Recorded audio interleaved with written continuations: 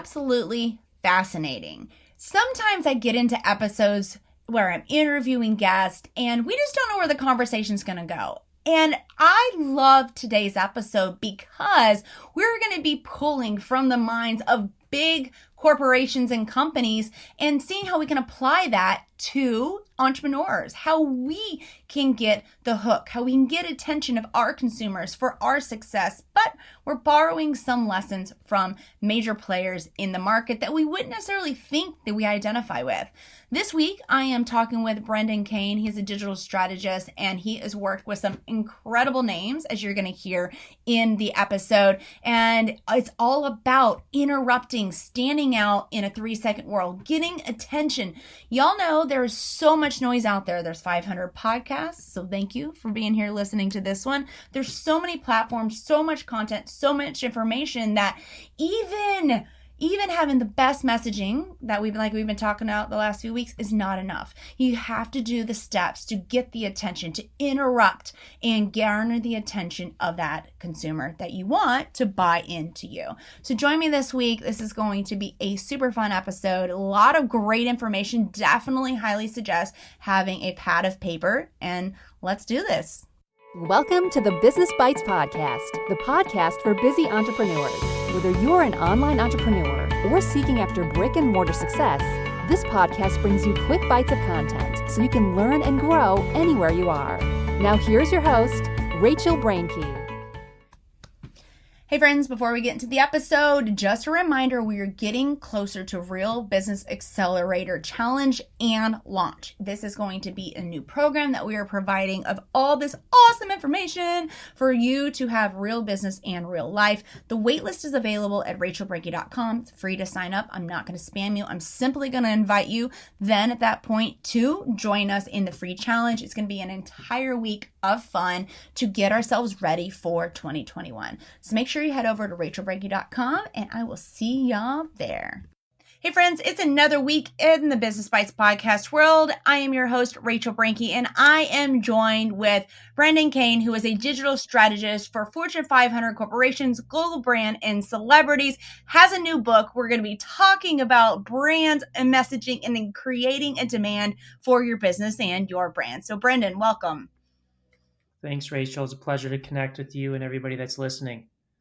Oh, we absolutely love hearing from all different types of experts. And I am just thrilled because the last few weeks, we have been really digging into this idea of simplifying to scale up, like getting very targeted on your messaging, your branding, etc. And I just am so looking forward to hearing the tips that you're going to have for our audience. But before we dig into that, let's just kind of walk them through how you got into doing this. Where'd you start from and how'd you end up here? Yeah, I initially started in the film industry and I wanted to produce movies. So I went to film school to learn the business side of the industry. And I quickly realized they don't really teach you anything about business in film school. So I figured the best way to really learn about business is start your own. So at the time, the most cost efficient way to create a business, and it still holds true today, is to start an online business. So I started a few online companies while I was going to college to really learn and experiment and get a fundamental understanding of what it takes to actually get something off the ground and manage it and scale it. And then when I moved to Los Angeles back in 2005 to pursue a career in film, it's when the entertainment industry started to reawaken to digital after the dot-com bust. Mm-hmm. So they had realized that digital platforms and social media were starting to emerge, and they were starting to ask questions. Well, how do we actually leverage these platforms to effectively put more people in the seats at the weekend launch of a movie?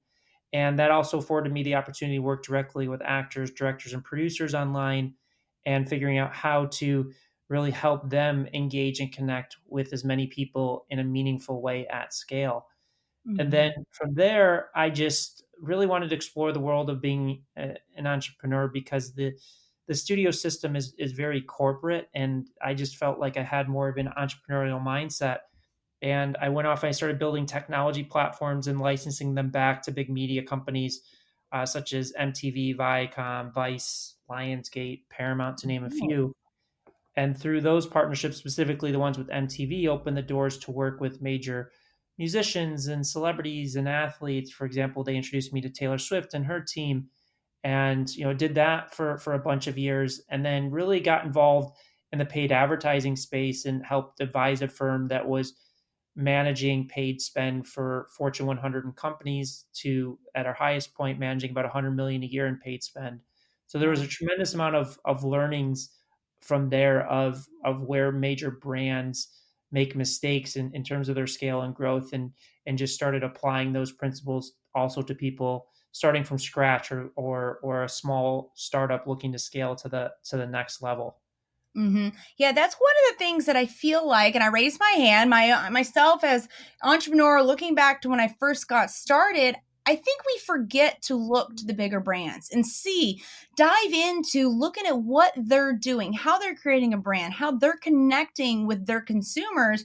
Because think about it, y'all, we can't afford an R&D or research and development. We can't afford necessarily on the first blush of entrepreneurship to hire agencies to do this research and development for us. And so looking to the steps to thing and the things that they're doing, more specifically, I'm thinking, we're recording this during pandemic, and it has been incredible to see the way that many huge brands have taken and pivoted, even if it's micro pivots, or at least seamlessly integrating the messaging and connection to their consumers, but while maintaining authenticity with their previous message, the message they had prior to pandemic. So I love that you are connecting and bridging the gap between these large companies and those of us who may be solo or just smaller businesses with some teams around us to connect that. So when you're working as a digital strategist now, are you working with entrepreneurs that are lower level like us, or are we looking at multi-billion dollar companies? We work with both. I Okay. mean, to me, I look at them the exact same way, as they have challenges and obstacles, and my job is to figure out how to overcome those challenges and reach the scale that they're looking for, based Mm-hmm. on the resources that they have available to me. And it for me, it's fun and exciting either way. It just, I'm very selective in terms of the clients that we work with, from the standpoint of, do I believe that they're going to implement? Do I believe that they're going Mm-hmm. to execute on it? Because, as you know, in this world, that you're yeah, sure, your ideas are great, but it comes down to your ability to take action off Mm-hmm. the strategy, off the concept, off the idea, and implement it to be successful. Well, and that was I think you may have answered what my next question was going to be. And it was going to be, what do you feel is one of the biggest mistakes that newer or kind of, I would say, shaky established? You think you got your feet wet enough, you know what you're doing to a point, but you still feel shaky and unsure of where your brand is going. What is their biggest mistake? Is it this lack of execution, or is it maybe executing in the wrong way? Well, I think that the biggest reason people fail is, from a mindset perspective, is they give up too easily, or Hmm. they see failure as just that, a failure, instead of a learning lesson, and how do we apply it, and being relentless in nature of finding the right answers. Now, does that mean that you have to work 20 hours a day to be successful? No. It's just that you've got to have that mindset that I'm going to constantly work at this until I find the right answer. So I would say that that's probably the biggest mistake or challenge that people run into. And then the second biggest is really not knowing the numbers of driving your business. People, for some Hmm. reason, they think that, oh, I'm just going to open up a social media account, generate a bunch of followers, and all of a sudden I'm going to be rich, or all of a sudden everything's going to fall into place. But it's so much more than that. Is I like to view business as just a math formula. Is, Hmm. at the end of the day, every business, and even goes for non for profits and charities, is how do you make it financially sustainable? Mhm. How do you set that foundation of knowing what are the core metrics, or KPIs that really drive the scale and growth of your business? Like, for example, I'm advising a very big supplement company right now, and they came to me because they want to scale their email list from 160,000 to a million. And I said, that's easy. Like, scale is easy, but you need to understand, for example, well, what is the value of an email? What is the Mhm. lifetime value of it? What are you willing to spend to acquire it?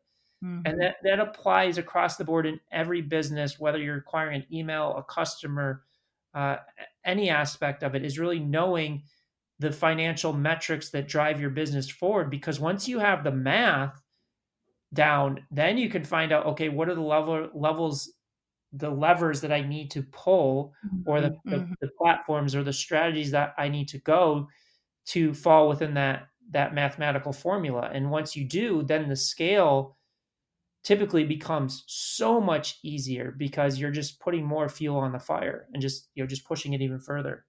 Hmm. And I'm a very mechanical, methodical, formulaic type of person. I'm an attorney by one of the businesses, but so my mind is very much that way. But it also helps to provide me a construct so I don't get overwhelmed, right? And I feel like entrepreneurs have a tendency, because we are often multi passionate, we have big ideas, we're dreamers and thinkers, that we can have. We can overcomplicate it more than it needs to be. And I'm finding that I even have to rein myself in and say, okay, let's get back to simplicity here. Let's get back to getting very specific and clear, whether it's a specific message point or a product or service to put out there. Because I have my own tendency to try to make it as big and robust and overcomplicated. And I have found that actually my projects that were that failed were because of my own overcomplication. Yeah, one of my mentors told me, and it's a great analogy to that, is success in any aspect of business is simple, but it's not necessarily easy. So Mm, it should be simple in terms of what you need to do and what you need to achieve, but within that simplicity, it's not going to be it's not going to be easy to necessarily achieve it. So you don't want to overcomplicate it on the front end and make mhm. it complex and not easy at the same time, because that makes it incredibly difficult to scale and grow it to the level that you want. And that's a good segue into your book titled Hook Point: How to Stand Out in a 3-Second World.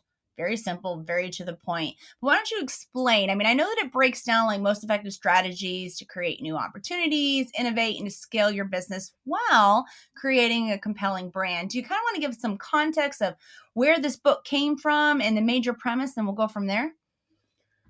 Well, it came from me sitting back and looking at the success that I've had in my career, and also for my clients, because I would get that question a lot, is like, what is it that makes you successful? And most people would view me as like a social media expert because of Mm-hmm. my first book, 1 million followers. But looking back on it, that's not really where myself and my team have been able to achieve the results, whether it's taking a company from 300,000 to 100 million in revenue in a few years, or closing like an MTV or a Taylor Swift as a client, or even just generating 1 million followers in 30 days. I really distilled it down to our ability to stand out in very crowded and oversaturated, noisy markets, Mm-hmm. and really differentiate ourselves and capture that attention. And just looking at the world that we live in today, there's over 60 billion messages sent out on digital platforms each day, between social media, emails, texts. All of this is just making every market and every industry noisy, from the standpoint that we no longer live in a world where you're just competing against your direct competition. You're competing against Mm-hmm. attention against every other piece of content that's published. So, like it or not, you're competing against LeBron James, you're competing against Kim Kardashian, Netflix, The Rock, all of these content creators. So it's becoming more and more increasingly important to focus on how do we win attention? How do we become masters of that? How do we win the first part of the conversation? Mm-hmm. And where I see most people struggle, whether it's an entrepreneur just starting out or even working with $1 billion corporation, it's really, most of the focus is on the product, on the service, on the purpose, on the branding, on the why, which is all incredibly important, but it doesn't mean anything if you can't win that first 3 to 5 seconds. If you can't get somebody to stop scrolling, if you can't somebody to Mm-hmm. get somebody to stop on a busy street and look at a magazine ad or a billboard or even on television. So really distilled that down is to our ability to be successful both online and offline has really come from the fact that we can start the conversation in a very unique and different way that gets people to pay attention to what we have to say. And I firmly believe that there's people all over the world that have the ability to transform it in a positive way through their message, through their product, through their service. Where they're falling flat is they're just not getting people to stop, Mm-hmm. to Mm-hmm. get to their true genius, to get to what their product or service is about. Do you have an example for us here? I mean, I'm kind of thinking in line with the majority of the listeners, maybe online-based business, service. Like what have you seen has been most effective to get that first 3 to 5 seconds of attention? Yeah, I'll just give you the example of my first book is the hook, 0 to 1 million followers in 30 days. It wasn't like I did that experiment and then came up with the hook. I knew I could do it beforehand. It was a matter of why I should do it. And the reason was I Mm, believed it was a strong hook.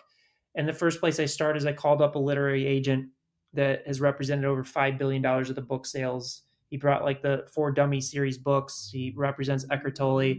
And I basically just said, hey, listen, this is a hook I have. If I do this, is it strong enough that you're willing to sign me as a client and get me a publishing deal? And he said yes. And then I asked a few other notable people that I know that are very successful, what do you think if I do this? And I, created that hook because I knew I get the publishing deal, but it would lead to bigger opportunities, getting on stage, mhm, speaking in front of thousands and thousands of people, or getting on television or podcast or magazines. So that's how I designed that hook. Now, what I like to tell people is there's a big difference between what people need and what people want. mm, So with that hook, 1 million followers in 30 days, I'm playing to what people want.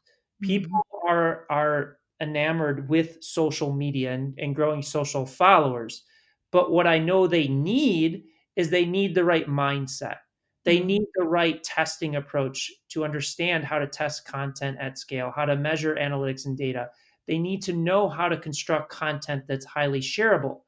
However, if I would have started what I know they need and created a book or a hook that said, the mindset around social media or the art of A/B testing on social media platforms or how to create shareable content, it's yeah. not going to resonate. It's not going to be, something interesting. And on top of that, if I type in social media marketing or business strategy in Google, there's going to be billions and billions of results. So Mhm, for me, I knew I needed a hook to stand out. And thus I started with, the million followers in 30 days hooks, which is, made the book an international bestseller, speaking on stage in front of thousands of people, been featured on television shows and things of that nature to bring people into the conversation that I really want to have with them, that I really think is going to drive the most value to their brand and to their business. hmm This is such a timely conversation because I mean 2020 has been the year of many things, but for me it's been really simplifying my many different businesses, getting very clear on the messaging, and it's exactly what you're talking about there. It's the hook, it's the selling and the transformation of what they want. And this is the only time I'm ever going to say a bait and switch is good. Like give them what they, hook them with what they want and then bait and switch and also give them what you think they need. But myself, I've been struggling in fine tuning because I feel like it's, as someone who's very mechanical, it's easier for me to say, like you're saying, the art of A and B testing. Like it's easier to put that out there than it is to make that hook of like the transformation, the results of what they want. What would you give tip wise for someone making that transition from the mechanical, this is what I know they need, to the hook, creating the hook of what they want? I've struggled with Yeah. this. So first off, I want to say I don't believe in bait and switch because that leads into clickbait, and it's ultimately not going to pay dividends. Like when we talk about a hook point or grabbing attention, we believe there's three core pillars to being that successful. It's what is grabbing the attention is the first. The second is what is the story that Mhm, expresses that hook, and then the third is, are you delivering it in a trustworthy, incredible way where people believe you? Are people buying into it? And all mhm, three of those need to play in together in order to successfully uh, grab and maximize that attention. Because if you don't get people to stop, you never get to your story. Now, if you Right. get people to stop and your story sucks, then you're not maintaining that attention, which doesn't mean anything. Now, if Hmm. you grab their attention and your story is good, but people don't believe it, then it all falls apart. But Hmm.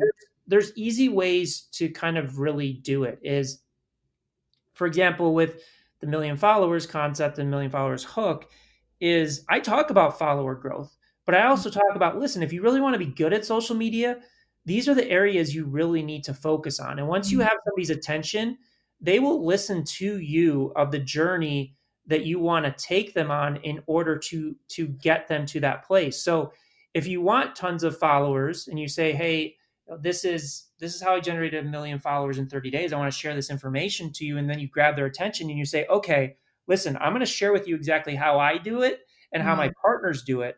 And you need to then learn these elements, which we're going to teach you, and then execute on it. And then I Hmm. can guide them wherever they want. I can guide them to A/B testing. I can guide them to shareable content. I can guide them on other aspects or mindset because I know that that's a part of them getting what Hmm. they want through what I know they need. Another example is, let's just say that we're launching a meditation app. Now, meditation has been around for thousands of years, and if you type into Google, there's billions of search results. So with meditation, the one trap I see a lot of people fall into is saying the same thing in the same way as everybody else. So one Hmm. of the tools that we use sometimes, and we don't use it all the times, but sometimes we do it because it's the right fit, is subverting expectations. So if I was designing an ad for a meditation retreat or a meditation app or whatever, or if I'm a meditation coach, what I may start out by saying as the headline, or maybe the first thing I say is meditation is a scam. Why am I Hmm. doing that? Because it's a pattern interruption. It Hmm. flips everything on its head. You typically don't get people to say that type of thing. So how do we make it so that we're not doing bait and switch? We're not making it clickbait. So Hmm. that's where the story comes into play. And I would start the story something along the lines of, have you ever felt like meditation is just a scam? Like where you tried it and people told you you needed to clear your head, but every time you sat down, your mind would race. Well, I really feel your pain because when I started off meditating, I tried to do that and I listened to so many experts and I just didn't feel like it was working for me. So that's why I stumbled across these 3 steps that helped me, somebody that felt that meditation was a scam and didn't work for me, become somebody that's meditated for the past 10 years. Will you Hmm. click the link below and join me on this journey? So what I'm doing is I'm generating that pattern interruption, I'm generating that hook, but I'm not doing a bait and switch. I'm not doing clickbait. I'm tying it into the story that I'm telling and bringing them to the place that that I know they need to go in order to be successful.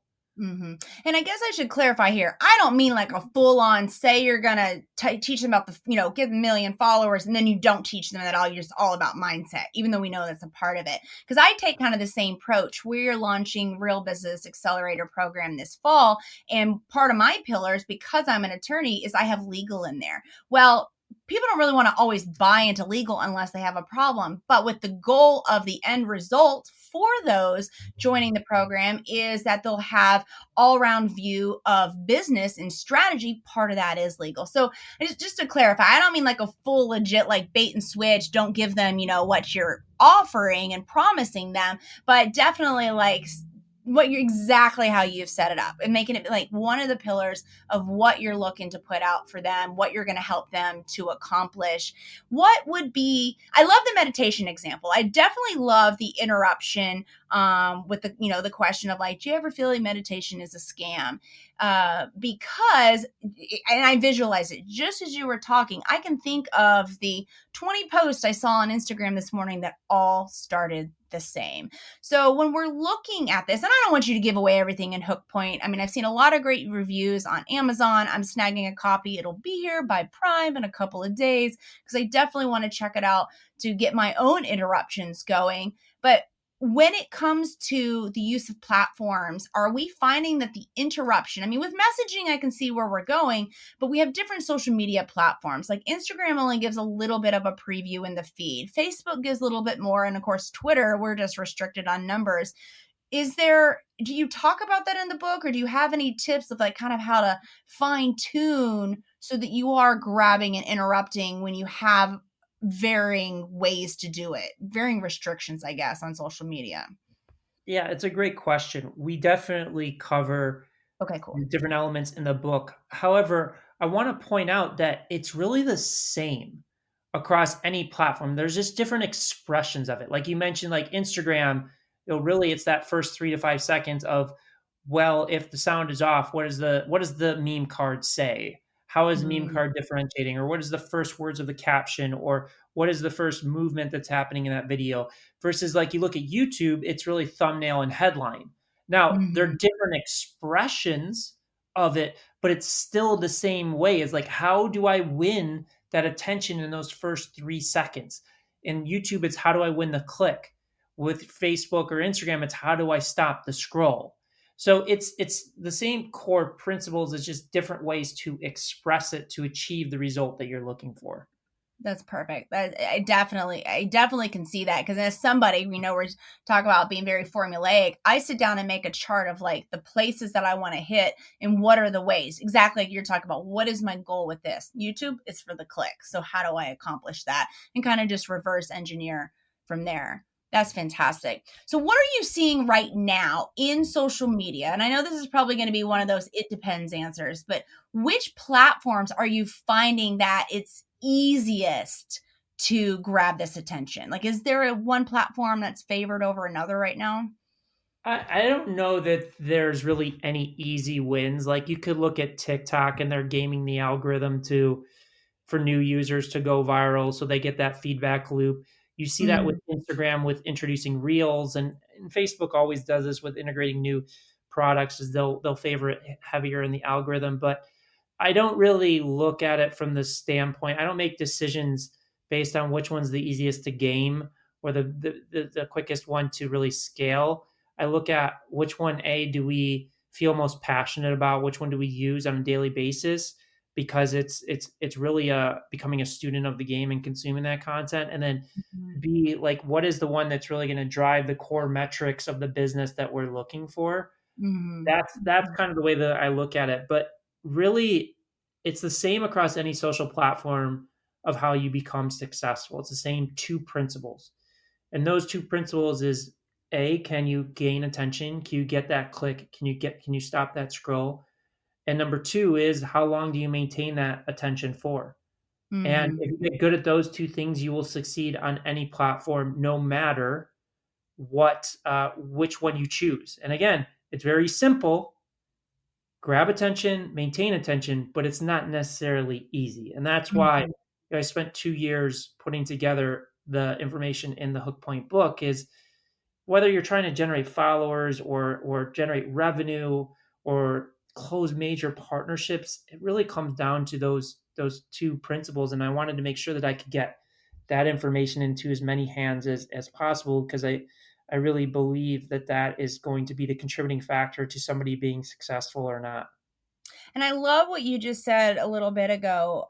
It was one of your first points about choosing the platform, and it's like, what are you good at? What do you like? And because one of the things that I struggle with, I'm seeing this even in the Business Bites Facebook group that we have for this podcast.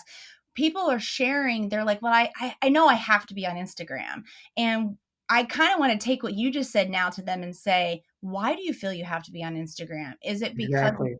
other people have success?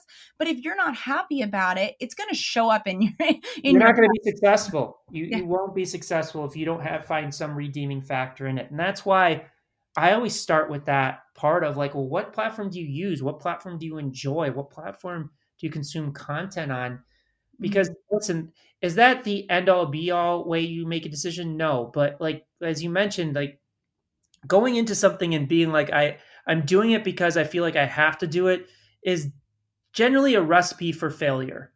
Because mhm, again, going back to the motivation and mindset part of it is what's going to keep it sustainable for you, what's going to keep you going through the mhm, months and the years and keep you going of getting better and better at it. So if you have that mindset right now, either you'll make a determination not to do it or shift directions or shift your mindset. Is what is the redeeming factor out of it? What Mhm. does Instagram provide for your business or for the lifestyle that you want? And Mhm. can that change your level of excitement about going into it?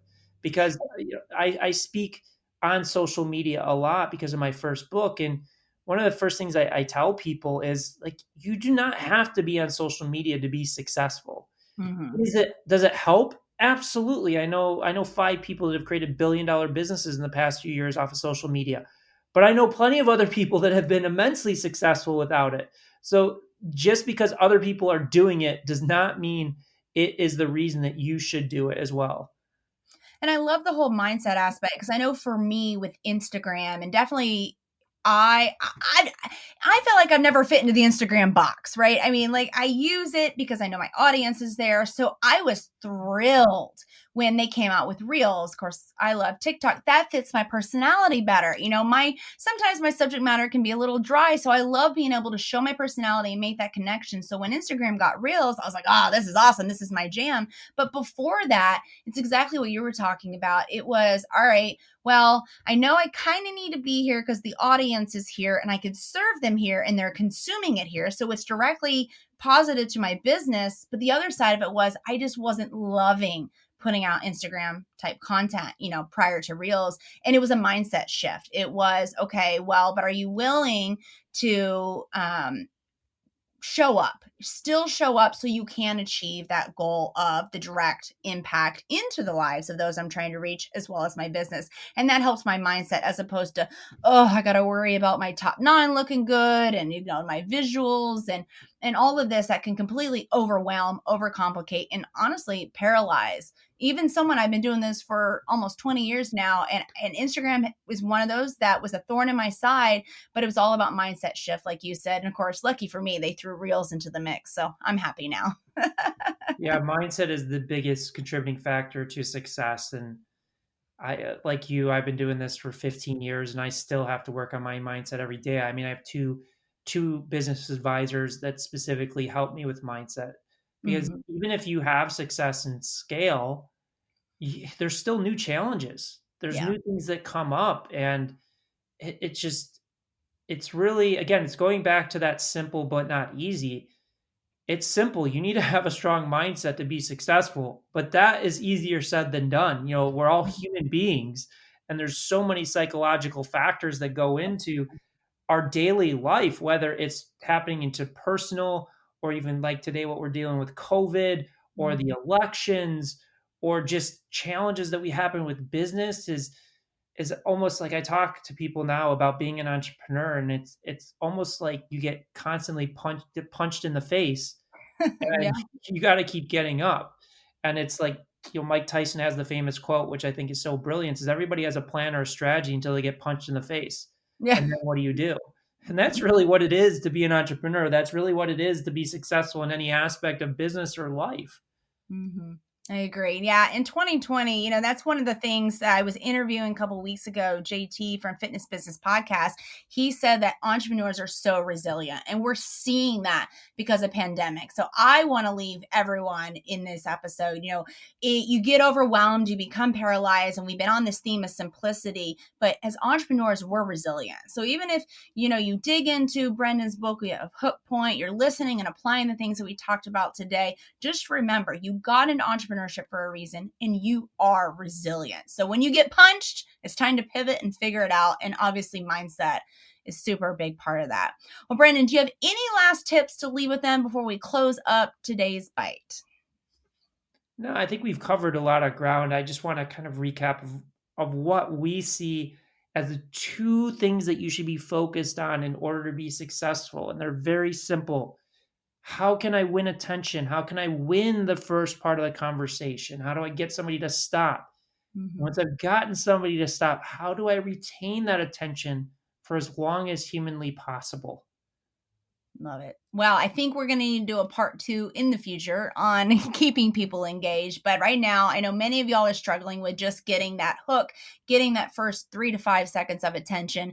And because there's so much noise out there, so much going on in the world. So Brendan, thank you for your time. Everyone, as always, we will have a thread in the Business Bites Facebook group talking about this subject matter. Please come and share the ways that you are setting yourselves apart in interrupting and getting the attention of your audience. And also, please, as always, hit me up and let me know what topics you're loving to hear.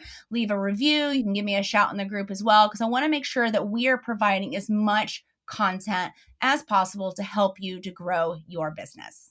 Thanks for joining Rachel on this episode of the Business Bites. For show notes, a list of recommended tools, or referenced episodes, you can find them at businessbitespodcast.com. Until next time.